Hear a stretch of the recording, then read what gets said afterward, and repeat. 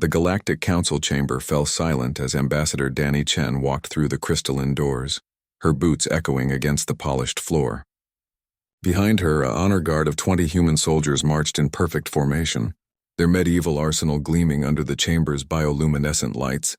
The Vraxian warlord Kreshtar's four eyes widened in what could only be described as confusion. His scaled hand gripped the armrest of his floating throne as he watched the procession. Beside him, the insectoid Chancellor Zix-9 clicked her mandibles in rapid succession, a sign of agitation. What is the meaning of this? Kreshtar's voice boomed through the translation matrix. The Treaty of Andromeda Prime explicitly forbids advanced weaponry in all diplomatic zones. Danny stopped at the center of the chamber, her expression calm and professional. She gestured to her guards, who stood at attention with longbows strapped to their backs, crossbows holstered at their hips and ceremonial swords at their sides. Warlord Kreshtar, Chancellor Zix-9, honored members of the Council, Danny began, her voice carrying the weight of authority. We have reviewed the treaty extensively.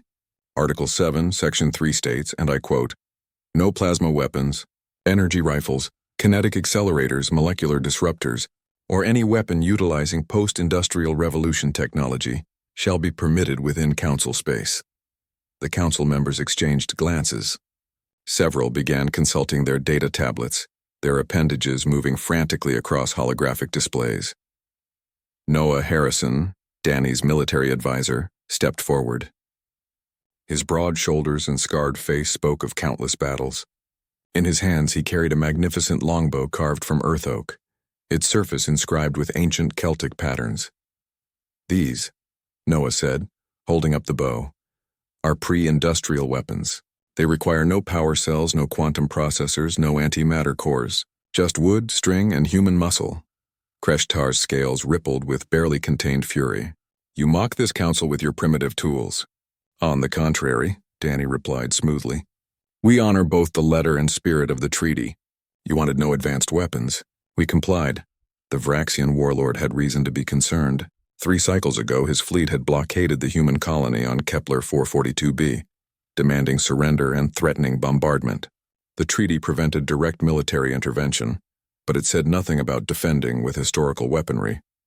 Chancellor Zix-9 leaned forward, her compound eyes studying the humans with renewed interest. "These weapons are functional?" Noah smiled, a cold expression that made several council members shift uncomfortably.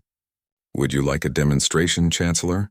Before anyone could object, Noah knocked an arrow, drew the bowstring to his ear, and released. The projectile sang through the air, crossing the 50-meter chamber in under a second, and buried itself in the reinforced display panel behind the council seats, exactly where Noah had aimed. Right through the center of the Vraxian Empire's sigil, alarms blared. Security drones descended from the ceiling, but Danny raised her hand. "Peace, we're still within treaty parameters. No advanced weapons were discharged."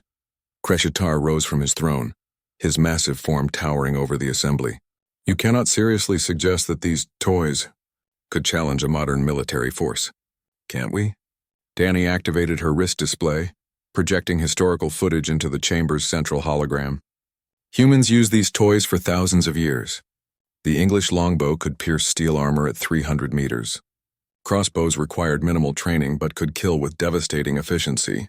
And trebuchets," the hologram shifted to show a massive siege engine, its counterweight system capable of hurling projectiles weighing over 100 kilograms, "could bombard fortifications from ranges your fleet commanders would find surprisingly uncomfortable, especially when those projectiles are filled with, say, chemical irritants or biological agents that aren't technically weapons under galactic law."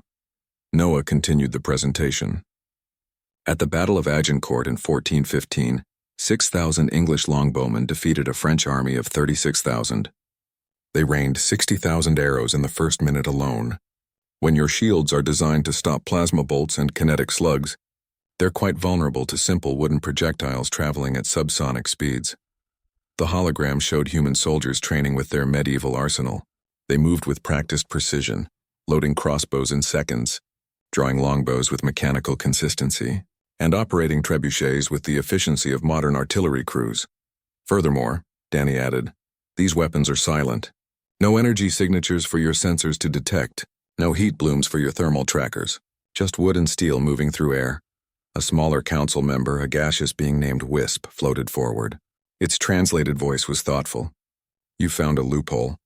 We've honored the treaty, Danny corrected. You wanted peace. You wanted restrictions on military technology. We've given you both. But we will not abandon our colony to Vraxian aggression. Kreshtar's claws extended. My fleet will crush any resistance, primitive weapons or not. Will they? Noah challenged. Your ships need to enter atmosphere to deploy ground forces. Our trebuchets will greet them with incendiary projectiles. Your soldiers wear armor designed for energy weapons. Our arrows will punch through. Your shields? They'll let our crossbow bolts pass right through, and we have 3,000 trained archers on Kepler 442b, with more arriving daily. Danny pulled up another display. We've also reviewed galactic law regarding cultural defense practices. Human medieval warfare is a protected cultural tradition. Any action against soldiers employing cultural weapons would violate the Treaty of Sentient Rights, Section 12. The council chamber erupted in debate. Various species argued in their native tongues, creating a cacophony of sounds that the translation matrix struggled to process. Chancellor Zix-9 finally raised her primary arms, calling for silence. Ambassador Chen, Military Advisor Harrison, this council must deliberate. You will wait outside. As Danny and Noah turned to leave, Kreshtar called out, This changes nothing, human. Danny looked back over her shoulder, her expression serene but her eyes cold as steel. Warlord, it changes everything. Humans have been fighting wars for 50,000 years. We've nearly destroyed ourselves dozens of times. We've mastered violence at every technological level. You can ban our plasma cannons, our railguns, our quantum torpedoes, but you cannot legislate away human ingenuity or our refusal to be conquered. Noah raised his longbow in salute. We'll see you on Kepler 442b, Warlord. Bring your fleet. We'll bring our history. The two humans exited the chamber, their honor guard following in perfect formation. Behind them, the council descended into heated argument about treaty revisions, legal loopholes, and the terrifying realization that humanity had weaponized compliance itself.